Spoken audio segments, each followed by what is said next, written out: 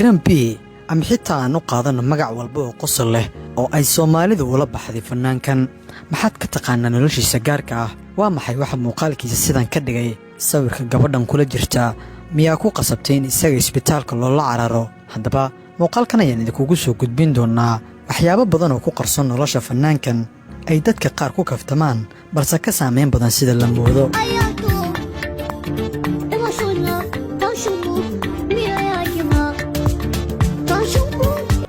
inta aanan warbixinteena xasaasiga ah gudagelin waxaan kaa codsanaynaa inaad muuqaalkan like saarto si aad inoo dhiirigeliso una sheergari asxaabtaada si aan u helno saaxiibo wanaagsan sida adiga oo kale waad ku mahadsan tahay la socodkaaga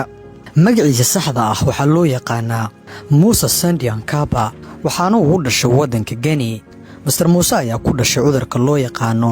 progeria kaasi oo ah genetic disease ama cudur hidroga ah cudurkan ayaa sababay isbeddel ku yimaado qofka DNA-giisa isla markaana keenay in qofka muuqaalkiisa uu isbeddel ku yimaado kana duwanaado dadka caadiga ah fanaankan caanka ah ee loo garan ogyahay Grampi dadka ayaa inta ugu badan ka dhigta mujaajilo iyo wax lagu qoslo muuqaalkiisa waana sida hada dad badan oo Soomaali ah ay ula baxeen magacyo maadle xitaa aan ugu dhawaaqno magaca ay dadka ugu badi dhahaan kaasi oo ah Alfanaandoli dadkeena Soomaaliyeed waa kuwa dhib badan xitaa haddii uusan fanaanka iyaga ka dhalan waa kuwa magac ula baxaya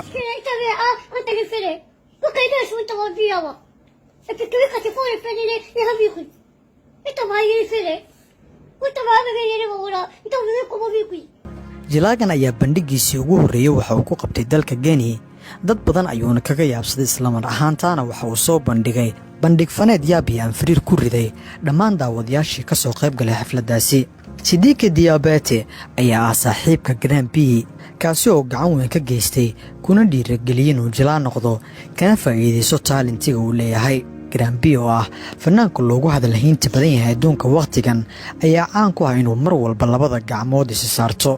waana habka inta ugu badan uu sawirada ku galo dadka caanka ah isaga sawirada la gala ayaa inta badan ku xushmeeya sameynta qaabka uu isagu gaarka leeyahay ee ah in gacmaha la is saarto maruu wareysi ku bixinay meel public ah ayaa lagu weydiiyay waxa ay ka dhigan tahay gacmaha uu is saarto waxaana uu ku jawaabay inay taasi tahay calaamad uu Rabbi ugu xamdinayo mar walba Grampi oo ah fanaanka hadda loogu hadalhaynta badan yahay caalamka ayaa bandhig faneedyo badan qabtay kadibna waxaa bilaabatay in jilaayaal caan ay u soo diraan casuumaad iyagoo ka codsanaya inuu kala soo muuqdo masraxa isla markaana uu qayb ka noqdo showyada ama bandhigyada ay iyagu qabanayaan sidoo kale Grampi ayaa ah saaxiibka ugu dhow ciyaaryahano badan oo caan ah kuwaasi oo ka soo jeeda asal ahaan dalka Guinea waxaana xidigahaasi ka mid ah Paul Libili Pogba oo Manchester United ka tirsan iyo Naby Keita oo isna u ciyaara kooxda difaacanaysa horyaalka Premier League dalka Ingiriiska ee Liverpool Grampi ayaa noqday muddooyinkii la soo dhaafay shakhsigii ugu hadalhaynta badnaa dalkiisa iyo guud ahaanba caalamka kaasi oo casuumaad badan ka helay madaxda iyo siyaasiyiinta dalka Guinea sanadkii 2019 dowladda dalkiisa ayaa u magacaawday Grampi xubin ka mid ah xubnaha ku matala dalka Guinea koobka qaramada qaaradda Afrika kaasi oo lagu qabtay waddanka Masar iyadoo markaasina xulka Guinea ay ka mid ahaayeen wadamadii ku dagaalamayay hanashada koobkaasi iyadoo ay xusud mudan tahay in xulka qaranka dalka Algeria oo kaashanaya Riyad Mahrez ay koobkaasi kor u qaadeen taasi oo muujinaysa in Grampi koobkaasi uu daawado ka ahaa isla markaana dalkiisa uu matalayay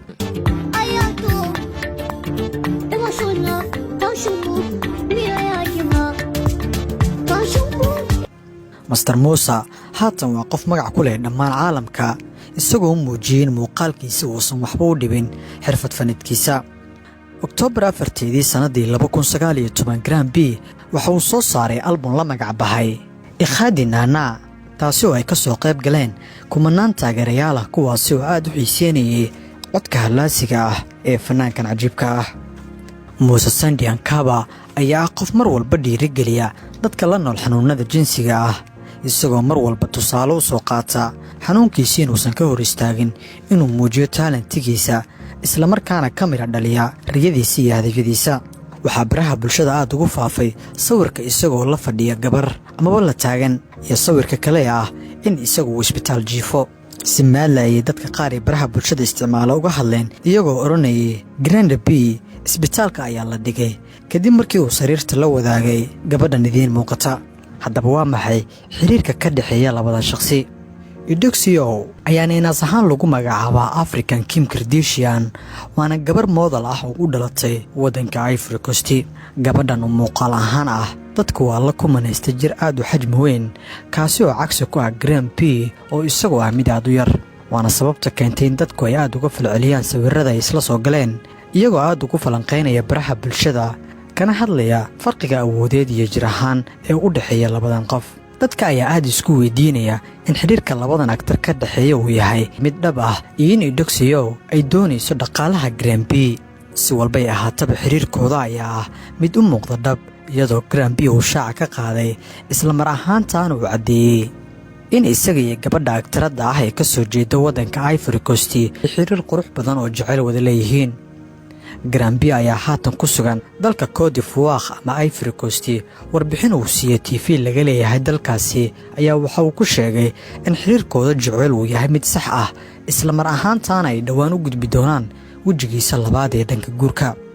isagoo sii wata warbixintiisa, Grande B oo ah shakhsiga ay warbixintani ku socoto ayaa sheegay inuu u diray casuumaad Eudoxia markii uu qabanaya bandhig fanaad ka qabsoomay dalkiisa Geni. xiriirkooda jacayl ayaana halkaasi ka bilowday. labada lamaane ayaa la filayaa in maalmaha soo socda uu dhaco guurkooda. yeelkeede gabadhan lagu neenaaso African Kim Kardashian ayaa ku sii deysay ciwaankeeda bogga Instagram-ka iyadoo shaacinaysa in dhowaan uu dhici doono guurka iyada iyo wiilka ay dunida ka calmatay Master Grande B. muuqaalkaasi ayaana lagu duubay meel mool ah oo laga iibsado dharka arooska ama loo yaqaano taashka. dukaanka shoppingka ay ka samaysanayeen labada lamaane ayaa mid caan ah oo loo yaqaano Mira Beauty Institute, kaasi oo laga iibsado dharka arooska.